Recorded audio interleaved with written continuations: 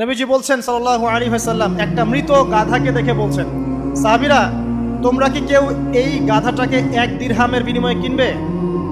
কান কাটা, মৃত, গলে আছে, এই গাধাটাকে কিনবা 1 দিরহাম দিয়ে? সাহাবীরা বলছেন, মাংনা দিলেও তো কিনবো না। ইয়া রাসূলুল্লাহ, যদি ফ্রিও কেউ দেয়, বিনামূল্যে দেয়, তাও তো নিব না। তখন নবী সাল্লাল্লাহু আলাইহি ওয়াসাল্লাম বলছেন, এটাই হচ্ছে আল্লাহর কাছে দুনিয়ার এক্সাম্পল। ওই মৃত গাধা তোমাদের কাছে যতটা না ইম্পর্টেন্ট, যতটুকু মূল্য রাখে, আল্লাহর কাছে এই দুনিয়া তার চেয়েও কম মূল্য রাখে। তো এই দুনিয়াতে তো সব ফয়সালা হবে না। আমরা তো হতাশ হয়ে যাই না যে দুনিয়াতে এমন কেন, এটা কেন, ওইটা কেন। দুনিয়া এটারই জায়গা। দুনিয়া সব কিছুর কনক্লুশনের জায়গা না, সব কিছুর পরিসমাপ্তির জায়গা হচ্ছে কিয়ামতের মাঠ। ওই দিন যে সফল সে সফল, যে ব্যর্থ সে ব্যর্থ। দুনিয়ার বাড়ি গাড়ি, স্ট্যাটাস, চাকরি বাকরি, ইজ্জত সম্মান, এটা সাফল্য ব্যর্থতার মানদণ্ড নয়, চূড়ান্ত মানদণ্ড নয়। চূড়ান্ত মানদণ্ড কি? ফামান যুহজিহা আনিন নার ওয়া উদখিলাল জান্নাহ ফাকাদ ফাজ। যাকে জাহান্নাম থেকে বাঁচানো হবে, জান্নাতে প্রবেশ করানো হবে, পুলসিরাত পার হতে পারবে, এই একমাত্র ব্যক্তি সফল। সাফল্যের সংজ্ঞাটা জেনে রাখবেন, তাহলে আপনি দুনিয়াতে হতাশ হবেন না ইনশাআল্লাহ। এবার কি হলো, যখন আদম আলাইহিস সালাম সমস্ত নাম শিক্ষা দেওয়া সমস্ত নাম বলে দিলেন, এখানে নাম মানে কিন্তু খালি নাম নয়, জ্ঞান বলে দিলেন, তখন আল্লাহ রাব্বুল আলামিন ফেরেশতাদেরকে বললেন, তোমরা সবাই এখন আদমকে সিজদা করো। ওয়া ইয কুলনা লিল মালাইকাতি ইসজুদু লি আদম। আল্লাহ পাক এবার বলছেন, আমি সমস্ত মালায়েকাকে বললাম তোমরা আদমকে সিজদা করো। ফাসাজাদু, সবাই সিজদা করলো, ইল্লা ইবলিস, ইবলিস সিজদা করলো না। কেন করলে না? ইবলিসকে বলা হচ্ছে, ইয়া ইবলিস মা মানাকা আল্লা তাসজুদা ইয আমারতুক। তোমাকে কে নিষেধ করলো সিজদা করতে ওই আদমকে যাকে আমি আদেশ করেছি? কে নিষেধ করলো? তখন ইবলিস বলছে, খলাকতানি মিন নার ওয়া খলাকতাহু মিন তিন। আমাকে সৃষ্টি করেছেন আগুন দিয়ে আর আদমকে সৃষ্টি করেছেন মাটি দিয়ে, আমি কিভাবে তাকে সিজদা করতে পারি? ইবলিস বলতে চাইলো যে আপনি যে বলছেন আদমকে সিজদা করো, আদম তো মাটির তৈরি, আমি তো আগুনের তৈরি, তাহলে আপনি ভুল বলছেন। নাউজুবিল্লাহ। আগুন কেন মাটির সামনে নত হবে? মাটি আগুনের সামনে নত হওয়া উচিত। তার কেয়াস হচ্ছে এমন। কেয়াস মানে কি? তার এটা কি? হ্যাঁ, তার এটা যুক্তি, তার এটা যুক্তি এবং দর্শন যে আমি কেন তাকে সিজদা করব? আমি তো আগুনের তৈরি আর আদম হচ্ছে মাটির তৈরি। তো খলাকতাহু মিন নার ওয়া খলাকতানি মিন তিন, খলাকতানি মিন নার ওয়া খলাকতাহু মিন তিন। আমাকে সৃষ্টি করেছেন আগুন দিয়ে, আদমকে সৃষ্টি করেছেন মাটি দিয়ে। আবা ওয়াস্তাকবারা, আল্লাহ পাক বলছেন সে উদ্ধত হলো এবং অহংকার প্রদর্শন করল। আর আল্লাহ পাক অনেক কিছু মাফ করে দেন, কিছু কিছু বিষয় আল্লাহ পাক মোটেই পছন্দ করেন। তার মধ্যে একটা হচ্ছে অহংকার, তার মধ্যে একটা হচ্ছে শিরক, তার মধ্যে একটা হচ্ছে অন্যের হক নষ্ট করা, তার মধ্যে একটা হচ্ছে আদম সন্তানকে হত্যা করা, তার মধ্যে একটা হচ্ছে বৃদ্ধ বয়সে ব্যভিচার করা, তার মধ্যে একটা হচ্ছে মুরতাদ হয়ে যাওয়া। ওই যে খ্রিস্টান হয়ে যাচ্ছেন না, খালি মরেন তারপর বুঝবেন, খালি মালাকুল মউত আসুন তারপর বুঝবেন। আল্লাহ রাব্বুল আলামিন বলছেন তার রাসূলের মাধ্যমে, কেউ যদি সাক্ষ্য দেয় আল্লাহ ছাড়া কোনো মাবুদ নাই, মুহাম্মদ সাল্লাল্লাহু আলাইহি ওয়াসাল্লাম শেষ নবী, ঈসা ইবনে মারইয়াম আল্লাহর প্রেরিত নবী, আল্লাহর পুত্র নন, জান্নাত সত্য এবং জাহান্নাম সত্য, এই 5টা বিষয় যদি কেউ সাক্ষ্য দেয়, ইনশাআল্লাহ সে জান্নাতে যাবে, তার আমল যেমনই হোক না কেন। টাকার বিনিময়ে, চাকরির বিনিময়ে, সমাজ সেবার নামে আর চিকিৎসার নামে ঈমান বিক্রি করে ফেললেন। সুবহানাল্লাহ, সুবহানাল্লাহ। তোমাদের এই পৃথিবীতে বেঁচে থাকার চাইতে মাটির তলে চলে যাওয়া ভালো। আবর্জনার কোনো প্রয়োজন নাই আল্লাহর এই জমিনে। এই মুসলিম উম্মার আবর্জনার কোনো প্রয়োজন নাই। এই মুসলিম উম্মার ইমানদার সাহসী তরুণ প্রজন্মের দরকার। আল্লাহ পাক কবুল করুন, আমিন। এরপরে কি হলো? ইবলিস সিজদা করলো না, আবা ওয়াস্তাকবার, সে উদ্ধত হলো এবং অহংকার প্রদর্শন করলো। এবার আল্লাহ পাক জিজ্ঞাসা করলেন, কেন করলে না? কেন করলে না? সে বললো যে আগুন দিয়ে সৃষ্টি করেছেন আমাকে, তাকে সৃষ্টি করেছেন আপনি মাটি দিয়ে, সো আপনি ভুল, আমি সঠিক, আমি কেন তাকে সিজদা করব? আল্লাহ পাক তখন আর তার প্রতি রহম করলেন না। আল্লাহ পাক তখন তাকে বলছেন, ফাখরুজ মিনহা, এখান থেকে বেরো। আল্লাহ পাক যেমন গফুর রহিম, আরহামুর রহিমিন, ঠিক তেমনি আল্লাহ পাক শাদীদুল ইকাব, কঠিন শাস্তিদাতাও বটে। আল্লাহ পাক শুধু কি দয়াই করবেন, শাস্তি দিবেন না?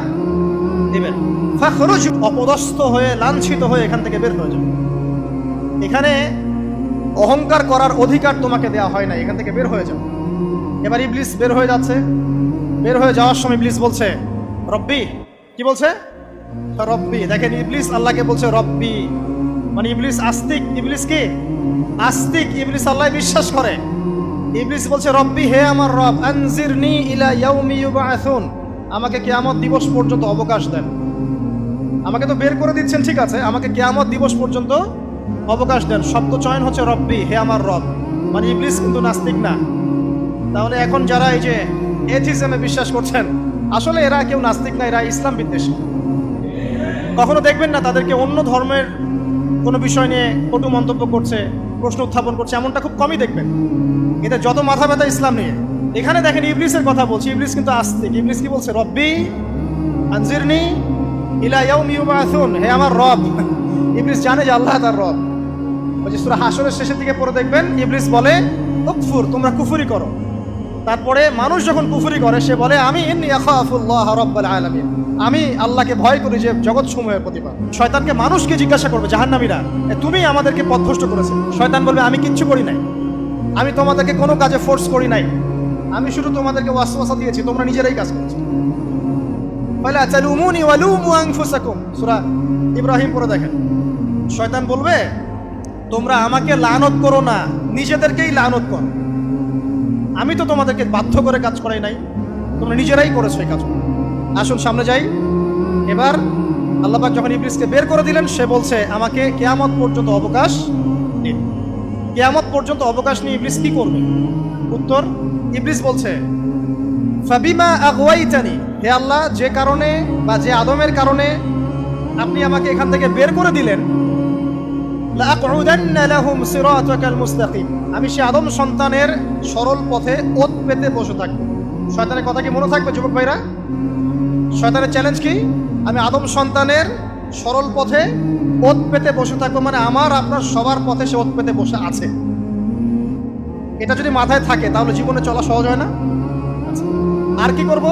সুম্মা লাআতিয়ান্না মিন বাইনি আইদিহিম, শুধু বসেই থাকবো না, আমি আসবো তাদের সামন থেকে, ওয়া মিন খালফিহিম, তাদের পিছন থেকে, ওয়া আন আইমানিহিম, তাদের ডান দিক থেকে, ওয়া আন শামাইলিহিম, তাদের বাম দিক থেকে, ওয়ালা তাজিদু আকসারাহুম শাকিরিন, হে আল্লাহ, আপনি বেশিরভাগ আদম সন্তানকে শুকরগুজার পাবেন না। কার কথা? শয়তানের এই কথাটা কি সত্য না মিথ্যা? এখন বেশিরভাগ লোক নামাজ পড়ে না পড়ে না? পড়ে পড়ে না। বেশিরভাগ মুসলিমের দাড়ি আছে না নাই? বেশিরভাগ মুসলিম সুদ খায় না খায় না? এখন বেশিরভাগ তরুণ প্রজন্ম জেনায় আছে না নাই? পর্নোগ্রাফি সবাই দেখে না দেখে না? অন্যের সম্পদ আত্মসাৎ মানুষ করছে না? দুর্নীতি করছে না? ঘুষ খাচ্ছে না? ইসলামের বিধান 100% পালন করে কত পার্সেন্ট মানুষ? খুব কম। আচ্ছা বাদ দেন এত বড় বড় কথা, শুধু কোরআনুল কারীম তেলাওয়াত করতে পারে কতজন মানুষ? বলি না আমরা 90% মুসলিমের বাংলাদেশ, তো 90% মুসলিমের বাংলাদেশে কত ভাগ মুসলিম কোরআন তেলাওয়াত করতে পারে? একটা শুমারি করে দেখেন, কোরআন শুমারি। এটা কোরআন শুমারি করে দেখেন যে কত পার্সেন্ট মুসলিম শুদ্ধ করে কোরআন পড়তে পারে। যারা পড়তে জানে তাদেরও পড়া যে কত ভুল আছে, আলেম ওলামার কাছে গেলে বুঝতে পারবেন। আর এই ভুলের কারণে যে অর্থ কত পরিবর্তন হচ্ছে আপনি তো জানেনই না। তো এই যে শয়তান বলেছে ওয়ালা তাজিদু আকসারাহুম শাকিরিন, আপনি বেশিরভাগই শুকরগুজার পাবেন। তো কথা সত্য না মিথ্যা? দেখেন ও কিন্তু তার মিশনের মধ্যে ঠিকই আছে। কথা যে সত্য তার প্রমাণ সহিহ বুখারীর একটা হাদিস, যেটা 4 বার এসেছে বুখারীর মধ্যে, যে আদম আলাইহিস সালামকে ডাকা হবে কিয়ামতের মাঠে, ডেকে বলা হবে তোমার সন্তানদের মধ্য থেকে জাহান্নামীদেরকে আলাদা করে দাও। আদম আলাইহিস সালাম বলবেন কতজনকে আলাদা করে দিব? আল্লাহ পাক বলবেন প্রতি 1099 জনকে জাহান্নামের জন্য আলাদা করে দাও। শয়তানের কথা ঠিক না বেঠিক? এবার আল্লাহ রাব্বুল আলামিন তাকে বের করে দিলেন। ইবলিস এবার বের হয়ে গেল, চ্যালেঞ্জও করলো। এবার আল্লাহ পাক আদম আলাইহিস সালামকে ডেকে বলছে ইয়া আদম, এবার আদম আলাইহিস সালামের এই যে পাঁজর মানে বুকের পাঁজর, এখান থেকে তার সঙ্গিনীকে সৃষ্টি করা হবে। কারণ আদম আলাইহিস সালাম একাকী ছিলেন, একা একাকী থাকা যায়? একা একা থাকতে কষ্ট হয় না? একজন জীবন সঙ্গী লাগে না? তো আদম আলাইহিস সালামের এই বাম পাঁজরের হাড় থেকে হাওয়া আলাইহিস সালামকে সৃষ্টি করা হবে। সৃষ্টি করার পর আরো একটা ঘটনা আছে যে আল্লাহ রাব্বুল আলামিন আদম আলাইহিস সালামের পিঠের যে অংশটুকু আছে, এই অংশটুকু থেকে আগামীতে যত আদম সন্তান আসবে সবাইকে ছোট ছোট পিঁপড়ার আকৃতিতে সামনে নিয়ে দেখালেন। সুবহানাল্লাহ। যত আদম সন্তান আসবে আল্লাহ পাক সবাইকে আদমের সামনে দেখালেন। এবং বললেন এই যে শুভ্র অংশ যারা, মানে সাদা অংশ যারা, তারা তোমার সন্তানদের মধ্য থেকে সবাই জান্নাতি। আর তোমার এই যে বাম পাশে যেগুলো কালো কালো ছোট ছোট আকৃতি দেখছো, এগুলো সব তোমার সন্তানদের মধ্য থেকে জাহান্নামী। আমরা দোয়া করি আমরা তাদের অন্তর্ভুক্ত না হই।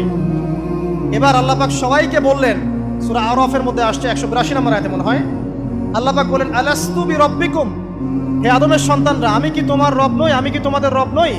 আলাস্তু বিরব্বিকুম, আমি কি তোমাদের রব নই? আলাস্তু বিরব্বিকুম, আমি কি তোমাদের রব নই? আমরা সবাই তখন বলেছিলাম বালা ইয়া রব্বি, অবশ্যই আপনি আমাদের রব। আমরা এখন ভুলে গেছি না? আমরা সবাই এই সাক্ষী দিয়ে আসছি রুহের জগতে।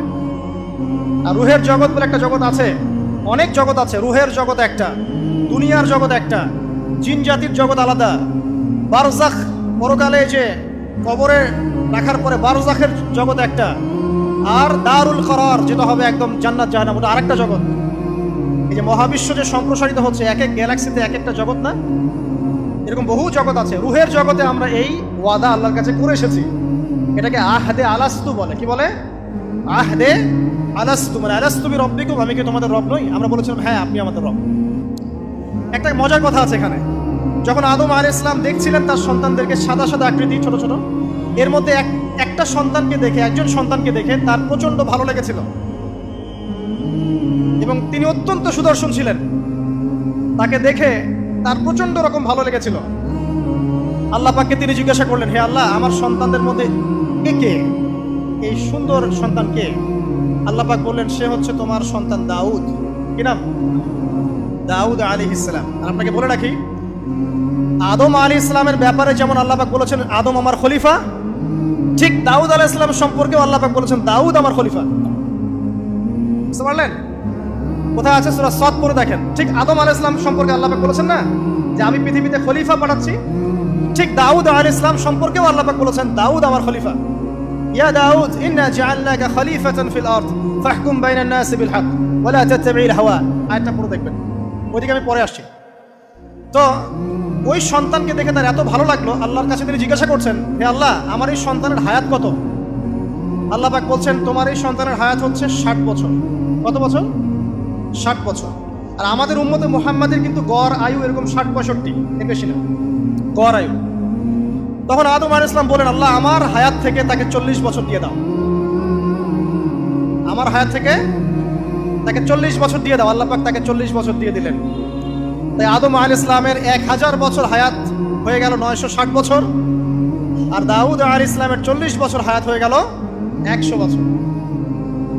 এখন আসেন এই জায়গায় যে আদম আলাইহিস সালাম এবং দাউদ আলাইহিস সালাম দুইজনকে আল্লাহ পাক কি বলেছেন? খলিফা। খলিফা কে? খলিফা কাকে বলে? এটা একটু শুনে নি ছোট্ট করে। সূরা সাদ পড়বেন 24 কি 26 নম্বর আয়াত। আল্লাহ পাক বলছেন, ইয়া দাউদ, হে দাউদ, খলিফার কাজ কি এটা শোনেন। হে দাউদ, ইন্না জাআলনাকা খলিফাতান ফিল আরদ, নিশ্চয়ই আমি আল্লাহ তোমাকে পৃথিবীতে খলিফা করেছি। কি করেছি? খলিফা করেছি। তোমার কাজ কি? ফাহকুম বাইনান নাসি বিল হক, মানুষের মাঝে আল্লাহর বিধান দ্বারা হকের মানদণ্ডে বিচার ফয়সালা করবে। তাহলে আল্লাহর খলিফার দায়িত্ব কি? আল্লাহর বিধান দ্বারা বিচার ফয়সালা করা। ওয়ালা তাত্তাবি'ল হাওয়া, তুমি নিজের প্রবৃত্তির অনুসরণ করবে না। ফায়ুদিল্লাকা আন সাবিলিল্লাহ, তাহলে তোমাকে এটা সরল পথ থেকে বিচ্যুত করে দেবে। ইন্নাল্লাযীনা ইউদিল্লুনা আন সাবিলিল্লাহ, নিশ্চয় যারা আল্লাহর পথ থেকে বিচ্যুত হয়ে যায়, লাহুম আযাবুন শাদীদ, তাদের জন্য কঠিন শাস্তি আছে।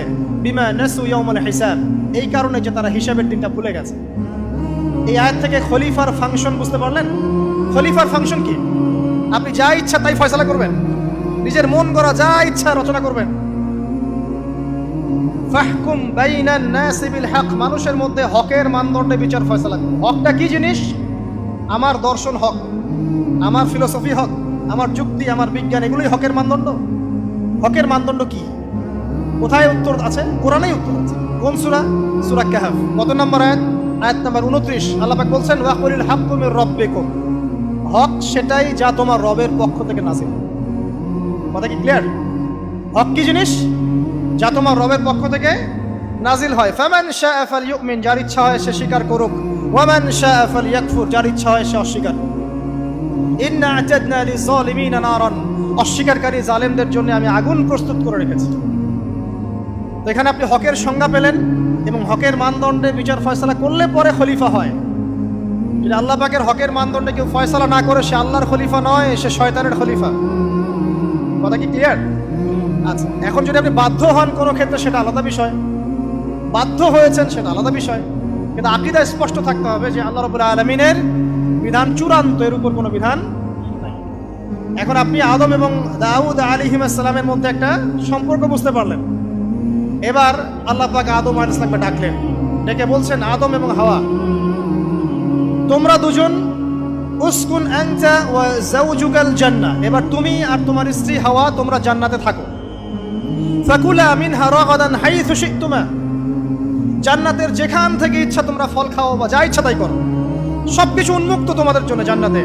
একটা বিষয়, ওয়ালা তাকরাবা হাদিহিশ শাজারা, এই যে গাছটা দেখছো এই গাছের কাছেও যাবে না। এখানে শব্দ এমন না যে গাছের ফল খাবে না, শব্দ হচ্ছে এমন গাছের কাছেও যাবে না। যেমন ওয়ালা তাকরাবু জিনা, জিনা করবে না আল্লাহ পাক বলেননি, বলেছেন জিনার কাছেও যাবে না। ওয়ালা তাকরাবু মাল আল ইয়াতীম, ইয়াতীমের মাল খাবে না আল্লাহ পাক বলেন নাই, আল্লাহ বলছেন ইয়াতীমের মালের কাছেও যেও না। আমি কি বুঝতে পারছি? এই গাছের কাছেও যেও না। এবার জান্নাতে তারা থাকতে লাগলেন। এবার ইবলিস তো আর হাল ছেড়ে দেয় নাই, সে কি বলেছিল, ডান বাম সামন পিছন সব দিক থেকে আসবে। সে এসে ওয়াসওয়াসা দেয়। কি ওয়াসওয়াসা দেয়? হে আদম, হাল আদুল্লুকা, আমি কি তোমাকে বলে দিব, আলা শাজারাতিল খুলদ ওয়া মুলকিন লা ইয়াবলা, হে আদম আমি কি তোমাকে বলে দিব এমন একটা গাছের কথা যেই গাছের ফল খেলে পরে তুমি চিরস্থায়ী জীবন লাভ করবে, কোনোদিন মারা যাবে না। এই চিরস্থায়িত্বের টোপ দিচ্ছে কে? এই চিরস্থায়ী ক্ষমতার টোপে মানুষ পথ হারাচ্ছে না পৃথিবীতে। ওয়া মুলকিন লা ইয়াবলা, এমন রাজত্ব পাবে যেই রাজত্ব কখনো ক্ষয় হবে না। চিরস্থায়িত্বের টোপ, রাজত্বের টোপ, এই দুটোই হচ্ছে পৃথিবীতে মানুষকে পথভ্রষ্ট করার শয়তানের অস্ত্র। কথা মনে বুঝতে পারেন না? আমার মাথার উপর দিয়ে যাচ্ছে, বুঝতে পারবেন ইনশাআল্লাহ। তো টোপ দিচ্ছে দুইটা, হাল আদুল্লুকা আলা শাজারাতিল খুলদ ওয়া মুলকিন লা ইয়াবলা। করতে করতে করতে করতে একদিন সত্যি সত্যি আমাদের পিতামাতা সেই গাছের কাছে চলে গেলেন। যখনই চলে গেলেন, ফালাম্মা যাকা শাজারা, যখন তারা গাছের কাছে চলে গেলেন, বাদাত লাহুমা সাওআতিহিমা, তাদের পরনে যে জান্নাতি কাপড় ছিল ধাপাস করে খুলে পড়ে গেল। ইন্না লিল্লাহি ওয়া ইন্না ইলাইহি রাজিউন। আমাদের পিতামাতাকে পুরো মহাবিশ্বে ফেরেশতাদের সামনে জান্নাতে নগ্ন করে দিল ইবলিস। আমি মনে বুঝাতে ব্যর্থ হচ্ছি। আমাদের পিতামাতাকে জান্নাতে ফেরেশতাদের সামনে, সবার সামনে নগ্ন করে কাপড় খুলে ফেললো কে? ইবলিস। তো এখন যে কাপড় খোলার সংস্কৃতি চলছে, কারা এরা? ওরা জিন শয়তান, এগুলো মানুষ শয়তান। শয়তান দুই প্রকার, মিনাল জিন্নাতি ওয়ান নাস, জিন শয়তান আর মানুষ শয়তান। ওই জিন শয়তান এদেরকে ওয়াসওয়াসা দিয়ে দিয়ে নগ্ন করেছে। এরা এখন নগ্নতার আন্দোলন শুরু করেছে এবং আমি জানি কয়দিন পরে এটা বিকিনি পরেও ঘুরবে। অবাক হচ্ছেন? এই আমাদের আলামতের মধ্যে অন্যতম হচ্ছে মানুষ রাস্তার ধারে ধারে জেনা করবে, রাস্তার মনে মনে জেনা হবে। তখন তার সবচেয়ে ভালো মানুষ হবে সেই ব্যক্তি যে গিয়ে বলবে, বাবা তোমরা জেনা করছো, এই দেয়ালের পিছনে গিয়ে করতে পারলা না, সে হবে সবচেয়ে ভালো মানুষ। এই যে কাপড় খোলার সংস্কৃতি শুরু হয়েছে, এটা কার সংস্কৃতি? বাদাত লাহুমা সাওআতিহিমা। আল্লাহ পাক আরো বলছেন, ইয়া বানি আদম, হে আদম সন্তান, লা ইয়াফতিনান্নাকুমুশ শাইতান, শয়তান যেন তোমাদেরকে ফিতনায় ফেলতে না পারে। কামা আখরাজা আবাওয়াইকুম মিনাল জান্নাহ, ঠিক যেভাবে শয়তান তোমাদের পিতামাতাকে জান্নাত থেকে বের করে দিয়েছিল। আর কি করেছিল? কামা আখরাজা আবাওয়াইকুম মিনাল জান্নাহ ইয়ানজিউ আনহুমা লিবাসাহুমা, শয়তান তোমাদের পিতামাতার লেবাস পোশাক খুলে ফেলেছিল। ঠিক এভাবেই যেন পৃথিবীতে শয়তান তোমাদেরকে ফিতনায় ফেলতে না পারে, আল্লাহ পাক সতর্ক করছেন। এখন কি বুঝতে পারছেন? এই নগ্নতার যে 6 লাভ, নগ্নতা, অশ্লীলতা, পর্নোগ্রাফি, বেহায়াপনা, ফ্রি মিক্সিং, নারীদেরকে নগ্ন করে রাস্তায় বের করে নিয়ে আসা, এগুলো কার এজেন্ডা? শয়তানের এজেন্ডা। এর উপর কোনো কথা নাই, কারণ কোরআনের উপর কোনো সত্য নাই। এগুলোর উপরে কোনো কথা হবে না, বিকজ কোরআনের উপর কোনো সত্য নাই। আছে? নাই। কোরআনে আল্লাহ পাক বলেছেন যে শয়তান ফিতনায় ফেলেছিল, ইয়ানজিউ আনহুমা লিবাসাহুমা, শয়তান তোমাদের পিতামাতার লেবাস খুলে ফেলে দিয়েছিল। ওয়াতাফিকা ইয়াখতিফানি আলাইহিমা মিন ওয়ারাকিল জান্নাহ, তখন আমাদের পিতামাতা জান্নাতের গাছের যে এই যে পাতাগুলো আছে এগুলো ছিঁড়ে ছিঁড়ে লজ্জাস্থান থাকতে লাগলেন। ইন্না লিল্লাহ। আমাদের পিতামাতার কি দুর্দশা হয়েছিল, আমাদের পিতামাতার কি দুর্দশা, কি লজ্জা হয়েছিল তখন। চিন্তা করে দেখেন, শয়তান কাপড় খুলে ফেলে দিয়েছে। আর আমাদের পিতামাতা, আমাদের মা, আমাদের বাবা জান্নাতের এই যে পাতাগুলো ছিঁড়ে ছিঁড়ে গায়ের লজ্জাস্থান ঢাকা শুরু করেছেন। কি পরিমাণ লজ্জা চিন্তা করেন। আপনাকে যদি এখানে কেউ নগ্ন করে ফেলে এবং আপনি যদি না চান বিষয়টা, সবাই জোর করে আপনার কাপড় খুলে ফেলে, আপনার কেমন লাগবে? কেমন লাগবে? এই ঘটনা ঘটেছে মহাবিশ্বে, শয়তান ঘটিয়েছে। এরপর আল্লাহ পাক ডাকলেন, ডেকে বলছেন, ইয়া আদম, হে আদম, আলাম আনহাকুমা আন তিলকুমা শাজারা, হে আদম, আমি কি তোমাদেরকে দুজনকে নিষেধ করি নাই যে গাছের কাছে যাবে না? আমি কি তোমাদের দুইজনকে নিষেধ করি নাই যে তোমরা গাছের কাছে যাবে না? তখন আদম আলাইহিস সালাম বুঝতে পারলেন যে তারা একটা বড় ভুল করে ফেলেছে। তারপর আল্লাহ রাব্বুল আলামিন দয়া পরবশ হয়ে আদম এবং হাওয়া আলাইহিস সালামকে কালিমা শিক্ষা দিলেন, তওবার কালিমা, যেই কালিমা দিয়ে তারা তওবা করতে পারেন। সেই কালিমা হচ্ছে রব্বানা যালামনা আনফুসানা ওয়া ইল্লাম তাগফির লানা ওয়া তারহামনা লানাকুনান্না মিনাল খাসিরিন। এই দোয়া শিখে নিয়ে আদম এবং হাওয়া আলাইহিস সালাম তওবা করলেন। আল্লাহ পাক তাদের তওবা কবুল করে মাফ করে দিলেন।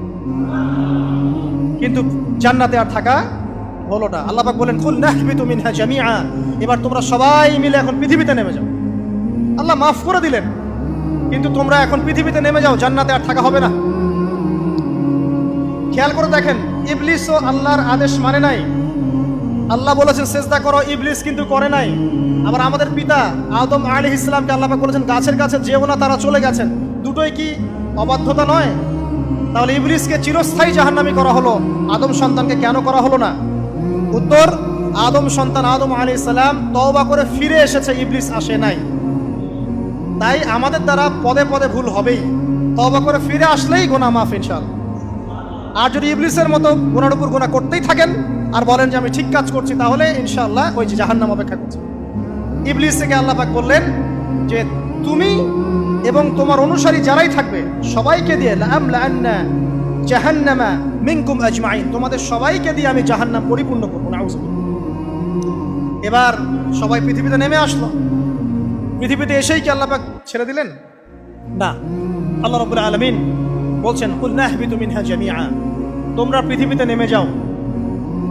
ফাইম্মা ইয়াতিয়ান্নাকুম মিন্নি হুদান, দুনিয়াতে যাচ্ছ যাও, তবে মনে রেখো যে আমার পক্ষ থেকে তোমাদের কাছে হেদায়েতের বাণী আসবে। আমার পক্ষ থেকে তোমাদের কাছে হেদায়েতের বাণী আসবে। ফামান তাবিআ হুদায়া ফালা খাউফুন আলাইহিম ওয়ালা হুম ইয়াহজানুন, যারা আমার হেদায়েতের বাণীগুলো মেনে চলবে তাদের কোনো ভয় নাই, কোনো দুশ্চিন্তাও নাই।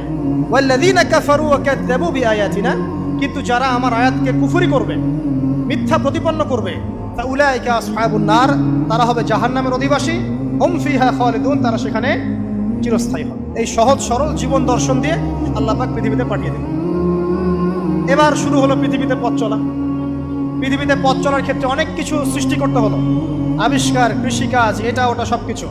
আদম আলাইহিস সালামকে আল্লাহ পাক সেই জ্ঞান ওহীর মাধ্যমে শিক্ষা দিলেন। কৃষিকাজ আল্লাহ পাক শিক্ষা দিয়েছেন, চাকা সৃষ্টি করা আল্লাহ পাক শিক্ষা দিয়েছেন, বাহন সৃষ্টি করা আল্লাহ পাক শিক্ষা দিয়েছেন। যত রকম জ্ঞান আছে সমস্ত জ্ঞান এসেছে নবীদের পক্ষ থেকে। সবকিছু জ্ঞানের মূল ভিত্তি এসেছে নবীদের কাছ থেকে, আল্লাহর ওহীর কাছ থেকে। যত সভ্যতা দেখছেন বড় বড়, সমস্ত সভ্যতা শুরু হয়েছে নবী দ্বারা, এবং সভ্যতা শেষও হবে একজন নবী দ্বারা। তার নাম কি? ঈসা ইবনে মারইয়াম। আদম আলাইহিস সালাম আল্লাহর দেয়া শিক্ষায় শিক্ষিত হয়ে দুনিয়াতে চলতে লাগলেন এবং তওবা ইস্তেগফার করতে লাগলেন, কাঁদতে লাগলেন। দীর্ঘকাল তারা ক্রন্দন করেছেন। কি কারণে? ওই যে একটা ভুল তারা করে ফেলেছে। দুনিয়াতে এসে ক্রন্দন করতে করতে করতে করতে আল্লাহ রাব্বুল আলামিন এক পর্যায়ে তওবা কবুল করে ফেললেন। এবার সামনে যান। তাদের সন্তান হলো হাবিল এবং কাবিল। নাম শুনেছেন? শোনেন নাই? হাবিলের কুরবানি কবুল হয়, কাবিলের কুরবানি কবুল হচ্ছে না। বিকজ কাবিল এর কুরবানির মধ্যে ইখলাস নাই। ভাইয়ের কুরবানি কেন কবুল হচ্ছে, আমারটা কেন হচ্ছে না? হিংসার বশবর্তী হয়ে কাবিল হাবিলকে হত্যা করে ফেললো। নবী পরিবারের সদস্য হয়েও কাবিল এরকম অন্যায় করে ফেলল। আর কি হলো? রাসূল সাল্লাল্লাহু আলাইহি সাল্লাম বলেছেন, পৃথিবীতে যত মানুষ অন্যায়ভাবে নিহত হবে, পৃথিবীতে যত মানুষ অন্যায়ভাবে খুন হবে, সমস্ত খুনের পাপের একটা অংশ কাবিলের আমলনামায় যুক্ত হবে। কারণ সেই প্রথম খুন চালু করেছে। এই যে আজকে গুনাহে জারিয়া চালু করছেন না, সুদী এনজিও, সুদী সমিতি, সিনেমা হল, এইটা ওইটা, মদের বার, যত গুনাহে জারিয়া চালু করছেন, মৃত্যু হবে, কবরে যাবেন ঠিকই, কিন্তু গুনাহ কমবে না ইনশাআল্লাহ। মনে করেন একজন নগ্ন ছবিতে অভিনয় করেছে, ঠিক আছে? এখন নাই পৃথিবীতে, বা কেউ অশ্লীল গান বাজনা করে দুনিয়া থেকে বিদায় নিয়েছে, দুনিয়াতে তার গান এখনো বাজছে, সে কবরে শুয়ে শুয়েই সেই গোনাগুলো পাচ্ছে। ঠিক আপনি যদি এখন ভালো কোনো কাজ করেন, দিনই কোনো ভালো কাজ করেন, মসজিদ হোক, মাদ্রাসা হোক, এতিমখানা হোক, বিধবাদের কোনো প্রকল্প হোক, বৃদ্ধাশ্রম হোক, মানবতার কোনো কল্যাণমূলক কাজ হোক, মৃত্যুর পরেও ইনশাল্লাহ আপনি নেকি পেতে থাকবেন। সদকায়ে জারিয়া আর গুনাহে জারিয়া ভালো করে বুঝবেন। একটা গুনাহ করে মাফ নেওয়া আলাদা বিষয়, আর গুনাহ চলতে থাকাটা আরেকটা বিষয়। আল্লাহ আমাদেরকে হেফাজত করুন, আমিন। নবী পরিবার এগিয়ে গেল এবং তাদের সময়ে তারা শুধু ক্রন্দন করেছেন, ইবাদত করেছেন, আল্লাহর কাছে ইস্তেগফার করেছেন এবং ওই যে জান্নাতে ফিরে যাওয়ার জন্য তারা আপ্রাণ চেষ্টা করেছেন। এক পর্যায়ে আদম আলাইহিস সালামের বয়স যখন 960 বছর হলো, আল্লাহ রাব্বুল আলামিন তাকে ওফাত দিলেন, তার ইন্তেকাল হয়ে গেল। ইন্না লিল্লাহি ওয়া ইন্না ইলাইহি রাজিউন। এরপরেও নবী পরিবার চলতে লাগলো। চলতে চলতে পরবর্তীতে আসলেন নূহ আলাইহিস সালাম, তারপরে ইব্রাহিম, আদ জাতি, তারপর সামুদ, তারপরে শুআয়ব, কওমে মাদিয়ান, মূসা, দাউদ, সুলাইমান, ইসহাক, ইয়াকুব। নবী পরিবার চলতেই লাগলো। এক পর্যায়ে ঈসা আলাইহিস সালামের পরে মুহাম্মদ সাল্লাল্লাহু আলাইহি ওয়াসাল্লামের মধ্য দিয়ে নবীদের সিলসিলা আল্লাহ পাক শেষ করে দিলেন। এভাবেই সভ্যতা এগিয়ে গেছে, এভাবেই আমাদের পিতামাতার হাত ধরে জ্ঞান পৃথিবীতে এসেছে। এবং ওই যে শয়তানের মিথ্যা প্রলোভন, প্রতারণা, এর ফলশ্রুতিতে ওই যে আমাদের পিতামাতার গা থেকে কাপড় খুলে পড়লো, আল্লাহ পাক রাগান্বিত হয়ে সবাইকে দুনিয়াতে নামিয়ে দিলেন, ইবলিসকে চিরস্থায়ী জাহান্নামী ঘোষণা করলেন।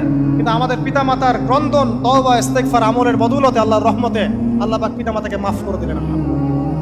এভাবেই মানব জাতি এগিয়ে যাচ্ছে। আজকে আমরা এই পর্যায়ে পর্যন্ত এসেছি। আদম আলাইহিস সালামের এই সংক্ষিপ্ত জীবনী থেকে আমরা কি শিখলাম? আমরা শিখলাম যে আল্লাহ রাব্বুল আলামিন অনেক ভালোবেসে, অনেক মহব্বত করে, মমতা দিয়ে, মায়া দিয়ে নিজের হাতে আমাদের পিতাকে সৃষ্টি করেছে। এক, দুই, আমাদের পিতাকে আল্লাহ রাব্বুল আলামিন তার পক্ষ থেকে জ্ঞান শিক্ষা দিয়েছেন। এই কারণে আদম সন্তানরা জন্ম থেকেই দেখবেন কিছু না কিছু জ্ঞানে জ্ঞানী হয়েই থাকে। জ্ঞান আপনার ডিএনএর মধ্যে থাকেই। আল্লাহ রাব্বুল আলামিন আদম আলাইহিস সালামের মধ্যে রূহ ফুঁকে দিয়েছেন। আল্লাহ রাব্বুল আলামিন আদম আলাইহিস সালামকে জান্নাতে রেখেছেন। আল্লাহ রাব্বুল আলামিন গাছের কাছে যাওয়ার পরেও তওবা ইস্তেগফারের মধ্য দিয়ে তাকে মাফও করে দিয়েছেন। আল্লাহ রাব্বুল আলামিন আদম এবং হাওয়া আলাইহিস সালামের মধ্য দিয়ে এই পৃথিবীতে মানব জাতির সিলসিলা অব্যাহত রেখেছেন এবং কিয়ামত পর্যন্ত যত আদম সন্তান আসবে তাদের জন্য আল্লাহ পাক তার পক্ষ থেকে হেদায়েত প্রেরণ করেছেন। এক যুগে তাওরাত এসেছে, কখনো জাবুর, কখনো ইনজিল, কখনো কোরআন, সর্বশেষ টেস্টামেন্ট হিসেবে কোরআন এসেছে। এখন যদি এই ওহীর বাণী, কোরআন এবং এর ব্যাখ্যা হাদিস আমরা মেনে চলি, ইনশাআল্লাহ তাআলা আমরা আবার সেই জান্নাতে ফিরে যাব যেখান থেকে আমাদেরকে নামিয়ে দেওয়া হয়েছে। আর যদি আমরা কোরআন এবং হাদিস বা আল্লাহর ওহীর পরোয়া না করি, এর আলোকে জীবন না করি, তাহলে ওই ইবলিসের সাথেই আমাদেরকে জাহান্নামে থাকতে হবে। নাউযুবিল্লাহ। আল্লাহ রাব্বুল আলামিন আমাদের সবাইকে কোরআন এবং সুন্নাহ, আল্লাহর ওহী মেনে চলার তৌফিক দান করুন এবং ইবলিসের খপ্পর থেকে আল্লাহ পাক আমাদেরকে বাঁচিয়ে রাখুন। ইবলিসের যত এজেন্ট আছে, ওদের যে দুরভিসন্ধি, ষড়যন্ত্র এবং শয়তানি ফাঁদ, এগুলো থেকে আল্লাহ পাক আমাদেরকে, আমাদের মা বোনদেরকে, আমাদের পরিবারের সদস্যদেরকে, আমাদের সমাজকে, রাষ্ট্রকে আল্লাহ পাক হেফাজত করুন, বাঁচিয়ে রাখুন, আমিন।